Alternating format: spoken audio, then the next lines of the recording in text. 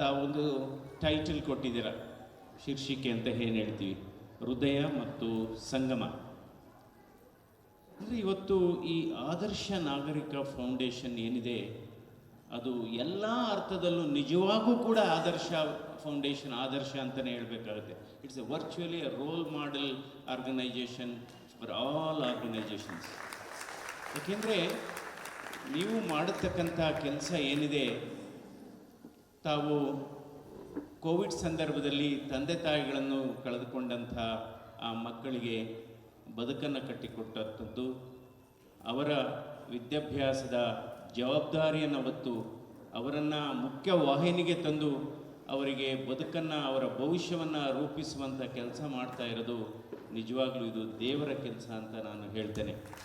ಅದೇ ರೀತಿ ಹಲವಾರು ಸಮಾಜಮುಖಿ ಕೆಲಸಗಳನ್ನು ಈ ಸಂಸ್ಥೆ ಮಾಡ್ತಾ ಇದೆ. ಇದರಲ್ಲಿ ಜಯಪ್ಪ ಅವರ ದೂರದೃಷ್ಟಿ, ಜಯಪ್ಪ ಅವರ ಪರಿಕಲ್ಪನೆ, ಅವರ ನೋಡಿ, ಅವರ ಸರಳತೆ, ಅವರ ದೂರದೃಷ್ಟಿ ಹೇಗಿದೆ. ಇವತ್ತು ಈ ಫೌಂಡೇಶನ್, ಇವತ್ತು ಆದರ್ಶ ನಾಗರಿಕ ಫೌಂಡೇಶನ್ ಅವರ ಹುಟ್ಟು ಹಾಕಿದಂಥ ಇವತ್ತು ಜಯಪ್ಪ ಬಿರದಾರ್ ಅವರಿಗೆ ನಾವೆಲ್ಲ ಎದ್ದು ನಿಂತು ಅವರನ್ನು ಅಭಿನಂದಿಸಬೇಕು ಅಂತ ನನ್ನ ಆರೈಕೆ. ಯಾಕೆಂದರೆ ಈ ಮಕ್ಕಳನ್ನು, ತಂದೆ ತಾಯಿಗಳನ್ನು ಕಳೆದುಕೊಂಡ ಮಕ್ಕಳನ್ನು ಬೆರೆಸಿ ಬ್ಲೆಂಡ್ ಮಾಡಿ, ಅಂದರೆ ನಿಮಗೆ ನಾವೇ ತಂದೆ ತಾಯಿಗಳ ಸ್ಥಾನದಲ್ಲಿ ನಿಂತು ಕೆಲಸ ಮಾಡ್ತಿದ್ದೀವಿ, ನಿಮಗೆ ಪ್ರೋತ್ಸಾಹ ಮಾಡ್ತಿದ್ವಿ ಅನ್ನೋದು ಇದೊಂದು ತಮಗಿರತಕ್ಕಂಥ ಒಂದು ತಾಯಿ ಹೃದಯ ಅಂತ ನಾನು ಹೇಳಬೇಕಾಗುತ್ತೆ. ಯಾಕೆಂದರೆ ತಾಯಿ ಹೃದಯ ಅಂದರೆ ಏನು? ತಾಯಿ ಹೃದಯ ಕೇವಲ ಹೆಣ್ಮಕ್ಳಿಗೆ ಇರಬೇಕು ಅಂತ ಅಲ್ಲ, ತಾಯಿ ಹೃದಯ ಗಂಡು ಮಕ್ಕಳಿಗೂ ಕೂಡ ಇರಬೇಕು, ಗಂಡಸರಿಗೂ ಇರಬೇಕು. ತಾಯಿ ಹೃದಯಕ್ಕೆ ಅದೇ ರೀತಿ ಇವತ್ತು ಮಹತ್ವ ಇದೆ.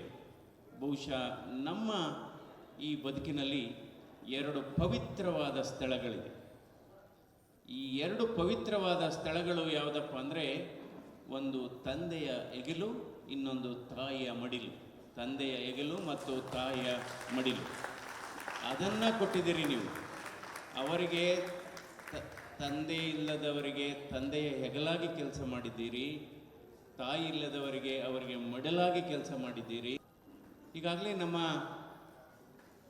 ಕರ್ನಲ್ ಹರಿ ಅವರು ಹೇಳಿದರು, ಅವರು ಯಾವ ರೀತಿ ಕೆಲಸ ಮಾಡಿದರು, ಅಲ್ಲಿ ಎಷ್ಟು ಪ್ರತಿಕೂಲ ವಾತಾವರಣ ಇತ್ತು. ಯಾಕೆಂದರೆ ಸೈನಿಕರಾದರೆ ನಾವು ಬೆಳಿಗ್ಗೆ ಇರ್ತೀವೋ ಇಲ್ವೋ ಗ್ಯಾರಂಟಿ ಇಲ್ಲ. ಸೊ ಅದನ್ನು ಲೆಕ್ಕಿಸದೆ ಇವತ್ತು ಏನಾದರೂ ನಮ್ಮ ದೇಶದಲ್ಲಿ ಅಥವಾ ನಮ್ಮ ಬದುಕಿನಲ್ಲಿ ಎರಡು ಶ್ರೇಷ್ಠ ವೃತ್ತಿಗಳು ಯಾವ್ಯಾವುದಪ್ಪ ಅಂದರೆ, ಒಂದು ದೇಶದ ಗಡಿಯನ್ನು ಕಾಪಾಡುವಂಥ ಸೈನಿಕರ ವೃತ್ತಿ, ಇನ್ನೊಂದು ಮಕ್ಕಳ ಭವಿಷ್ಯವನ್ನು ರೂಪಿಸುವಂಥ ಶಿಕ್ಷಕರ ವೃತ್ತಿ. ಅದನ್ನು ನಾವು ನಿಜವಾಗ್ಲೂ ಮೆಚ್ಚಬೇಕಾಗುತ್ತೆ.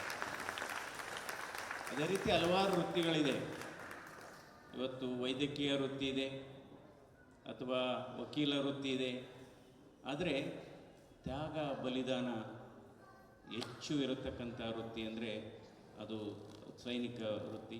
ಅದರಿಂದ ಇವತ್ತು ಈ ಕಾರ್ಯಕ್ರಮಕ್ಕೆ ತಾವೆಲ್ಲ ಕರ್ನಲ್ ಹರಿಯವರನ್ನು ನೀವು ಆಹ್ವಾನಿಸಿದ್ದು ಬಹಳ ಅರ್ಥಪೂರ್ಣವಾದದ್ದು ಮತ್ತು ಅನನ್ಯವಾದದ್ದು. ಅದಕ್ಕೋಸ್ಕರ ಇವತ್ತು ಆದರ್ಶ ನಾಗರಿಕ ಫೌಂಡೇಶನ್ ಅವರನ್ನು, ವಿಜಯಾನಂದ್ ಅವರನ್ನು, ಜಯಪ್ಪ ಅವರನ್ನು ಮತ್ತು ಎಲ್ಲ ಈ ಪದಾಧಿಕಾರಿಗಳನ್ನು ನಾನು ವಿಶೇಷವಾಗಿ ಅಭಿನಂದಿಸ್ತೇನೆ.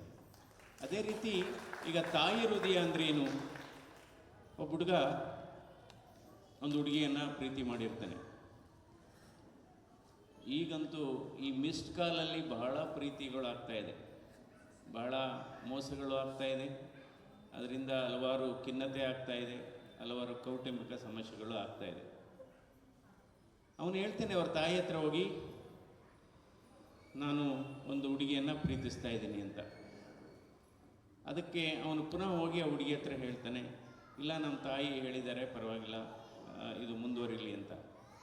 ಅವಳೇನು ಹೇಳ್ತಾಳೆ, ನೀನು ನನಗೆ ನಿಜವಾಗೂ ನನ್ನನ್ನು ಪ್ರೀತಿ ಮಾಡ್ತಾ ಇದೀಯಾ ಅನ್ನೋದು ನಾನು ಖಾತ್ರಿ ಆಗಬೇಕಾದ್ರೆ ನೀನು ಹೋಗಿ ನಿನ್ನ ತಾಯಿಯ ಹೃದಯವನ್ನು ನನಗೆ ತಂದು ಕೊಡಬೇಕು.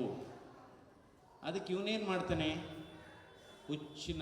ಹುಚ್ಚು ಕುದುರೆಯ ಮನಸ್ಸು ಅನಿಸುತ್ತೆ, ನೇರವಾಗಿ ಹೋಗಿ ಒಂದು ದೊಡ್ಡ ಡ್ರ್ಯಾಗರ್ ಅಂತ ಏನು ಹೇಳ್ತೀವಿ, ದೊಡ್ಡ ಆಯುಧವನ್ನು ತೆಗೆದುಕೊಂಡು ಎದೆಯನ್ನು ಸೀಳಿ ಆ ತಾಯಿಯ ಹೃದಯವನ್ನು ಕೈಯಲ್ಲಿ ಇಟ್ಕೊತಾನೆ. ಕೈಯಲ್ಲಿ ಇಟ್ಕೊಂಡು ಅವಳು ಸ್ವಲ್ಪ ದೂರದಲ್ಲಿರ್ತಾಳೆ, ಓಡಕ್ಕೆ ಶುರು ಮಾಡ್ತಾನೆ.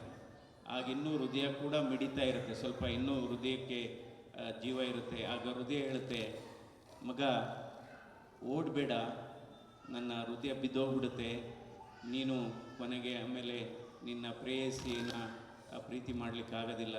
ನೋಡಿ, ತಾಯಿ ಹೃದಯ ಅಂದರೆ ಅದು ಯಾವಾಗಲೂ ಕೆಟ್ಟದನ್ನು ಬಯಸೋದೇ ಇಲ್ಲ, ಯಾವಾಗಲೂ ಎಷ್ಟೇ. ಅದೇ ನೋಡಿ, ಒಂದು ಮಗು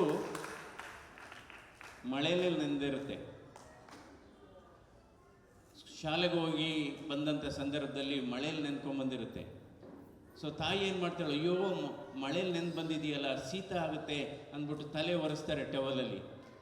ಆವಾಗ ತಾಯಿ ಬೈಯೋದು ಯಾರಿಗೆ ಅಂದರೆ ಮಳೆಗೆ, ಈ ಹಾಳು ಮಳೆ ಯಾಕೆ ಬಂತೋ, ಅವನ್ನ ಬೈಯಲ್ಲ, ನೀನು ಯಾಕೆ ಛತ್ರಿ ಇತ್ತು ಛತ್ರಿ ಹಾಕ್ಕೊಂಡು ಅಥವಾ ಅಲ್ಲೇ ಯಾವುದೋ ಒಂದು ಕಡೆ ನೀನು ರಕ್ಷಣೆ ತಗೊಳ್ಳಿಲ್ಲ, ಹಾಗೆ ಹೀಗೆ ಅಂತ. ಅದರಿಂದ ಇವತ್ತು ಆದರ್ಶ ನಾಗರಿಕ ಫೌಂಡೇಶನ್ಗೆ ತಾಯಿಯ ಹೃದಯ ಇದೆ ಅಂತ ನಾನು ಘಂಟಾಘೋಷವಾಗಿ ಹೇಳ್ತಾ ಇದ್ದೀನಿ.